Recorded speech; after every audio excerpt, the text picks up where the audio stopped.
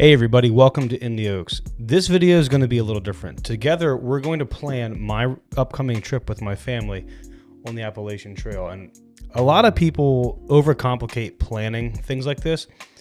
They spend hours bouncing back and forth between websites and things like that and apps.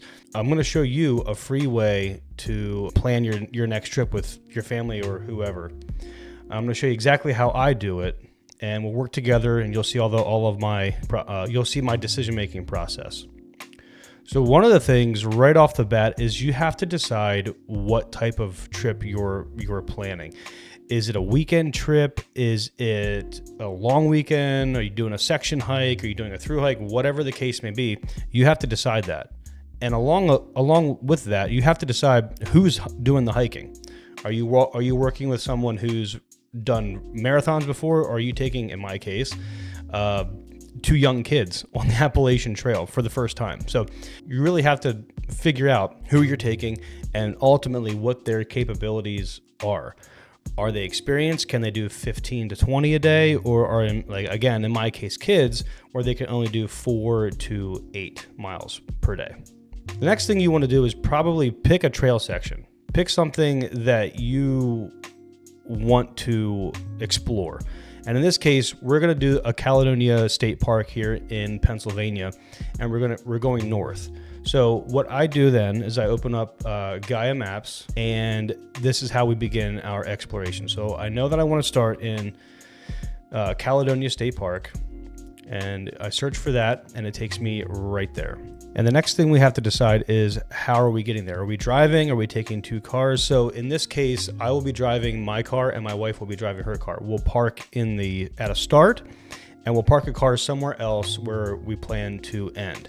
We do have a backup plan. Should our boys not want to continue, or if they can't finish the trip, what's our backup plan? What's our bailout plan? And our bailout plan is just turn around and come home. So the first, I happen to know the mileage from the start to our first shelter, and it's about 2 miles. I know my boys can do 2 miles, so 2 miles in, camp, 2 miles out if need be, and we'll map that out here in a minute. So like I said, I know I want to start in Caledonia, and Caledonia actually happens to have an AT parking spot.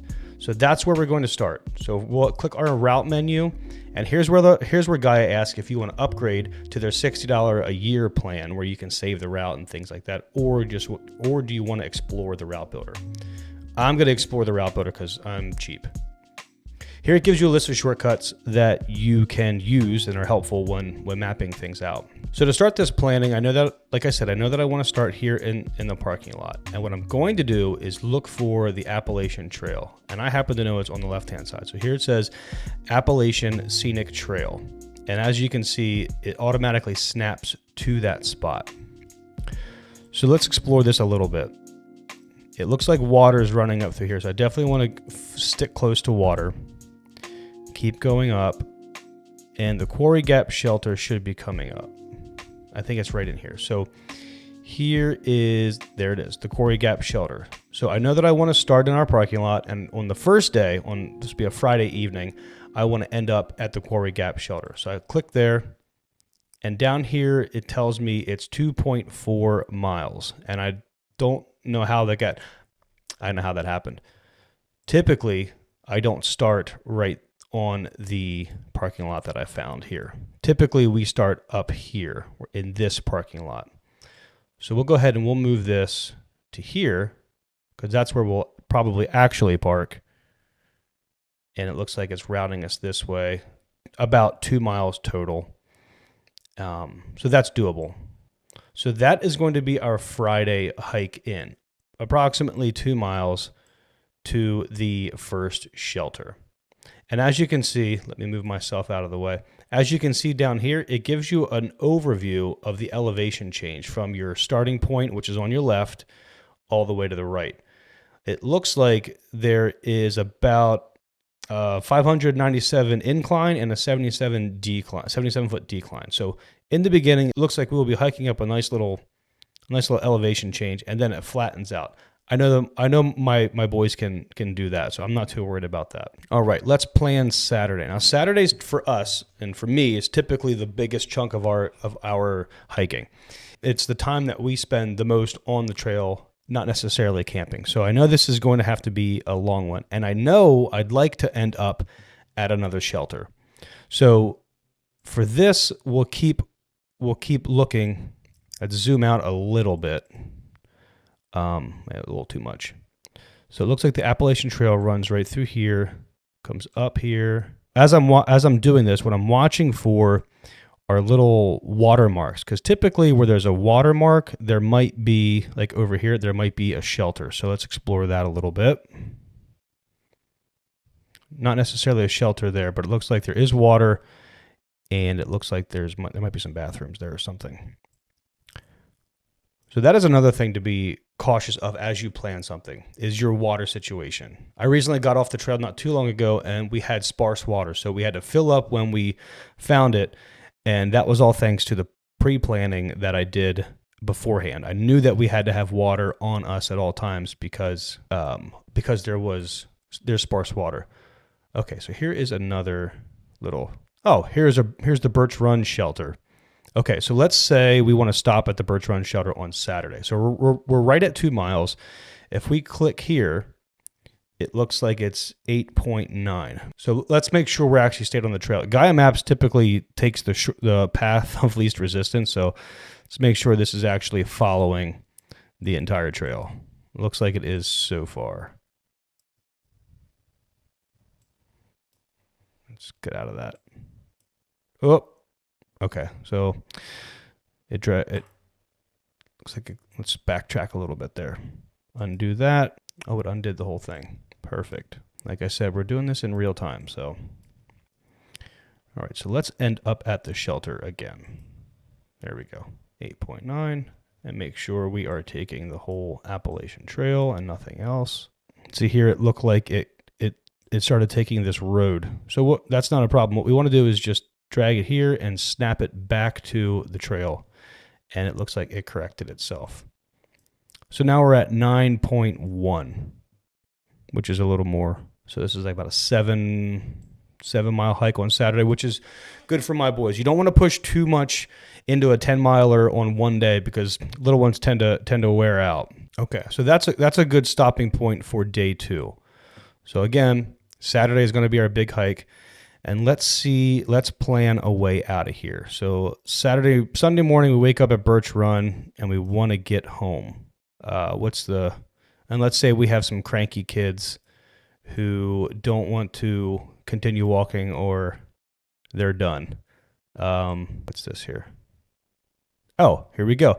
Big Flats Appalachian Trail parking lot. So this is a parking lot specifically designed for people who were hiking the Appalachian Trail. And the total is 10.4. So that's good. Let's check the elevation. Oh, this is nice. So there's a quick dip in the beginning, and then it looks like we have a dip on Saturday, and then it looks relatively flat for the remainder of the trip out. It looks like there's an elevation change here. We're going down and then coming back up. So this is perfect. So what I typically do, because again, I'm cheap and I don't want to pay for this, which you could, if you did pay for this, you could save this and it can go right to your phone and you can follow the map and you can send it to other people, which is great. But I don't want to do that. So I take a note of where this is and I will just Google Big Flats Appalachian Trail parking lot. We'll do that. So Google Maps, let's start at, I know we're going to start at Caledonia State Park. And we're going to get directions starting in Caledonia to Big Flats. There we go. Appalachian Trail parking lot. So it is roughly an 11-minute drive, which is not bad at all. So what we'll do, to give you an idea, on Friday afternoon, evening, we will drive to the endpoint in 2 separate cars. We will drop off a car here and then drive a car all the way here, park that car at Caledonia, hike Friday, Saturday, and Sunday to the first car, load everybody up there, and then drive back and drive separately home. That way we get there, and at any point, if there is a bailout, we can hopefully get to a road or hike back or forward, depending on where we are. And it's really that simple to map out how you want to hike the Appalachian Trail or any trail. It's nice that there's technology like this. Now, I will carry an old-fashioned waterproof, tear-resistant map just in case we don't have cell service or things like that. So a couple of things I wanted to talk about as we have this pulled up is some things just to think about as you're planning a trip. If you're hiking the Appalachian Trail, and many other trails for that matter, they do have shelters, and you can stay at those shelters. They're free, and you don't have to undo a tent, but it's important to figure out, it's important to plan for the what ifs. So what if that shelter is full? A lot of times people will leave them empty, but sometimes if it's rainy, everyone crowds around a shelter. So it's important to know and to have a backup plan. It's important to know what your backup plan is and then know how to employ that. So for us, we are taking tents. If the shelter's available, I'll see what the family wants to do. Personally, I want to stay in my Haven tent, so I'm probably gonna do that regardless. So for the shelters, it's important to know that, hey, if we don't have shelter availability, we're able to camp somewhere close by or just stop along the trail. Sometimes you might not make that shelter mark, and you might get stuck between it. And it's important to know that there are some other campsites along the way, and that you can just camp there. Like I said before, it's important to know where your water sources are. I'm going to take about a 4-liter filtration system for a family of 4. We're going to be making dehydrated meals and things like that. So water is going to be important. So now that we have everything mapped out, that's how I have planned every single hike that I've done. I've used Gaia Maps for free, and you can too.